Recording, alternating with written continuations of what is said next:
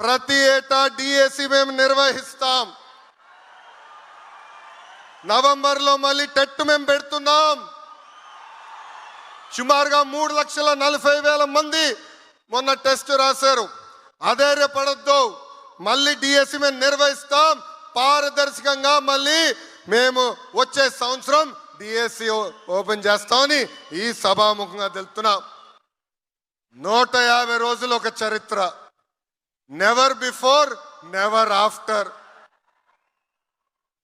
మీ అందరి దయ వల్ల, ఆంధ్రుల ఆశీస్సుల వల్ల 3 తరాలు మా కుటుంబంలో డిఎస్సి నిర్వహించడానికి అవకాశం వచ్చింది. విశ్వవిఖ్యాత నట సార్వభౌమ స్వర్గీయ శ్రీ నందమూరి తారక రామారావు గారు కానివ్వండి, గౌరవ ముఖ్యమంత్రి చంద్రబాబు నాయుడు గారు కానివ్వండి, విద్యాశాఖగా మీ లోకేష్, నాకు ఇంత అద్భుతమైన అవకాశం మీరందరూ నాకు ఇచ్చినందుకు చేతులెత్తి నమస్కరిస్తున్నా.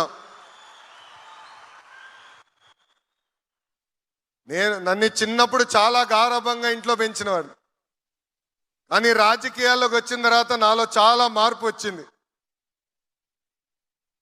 2019 ఎన్నికల్లో గౌరవ ముఖ్యమంత్రి గారు అన్నారు, నువ్వు ఎక్కడ పోటీ చేస్తావంటే మంగళగిరిలో పోటీ చేస్తా అన్నా.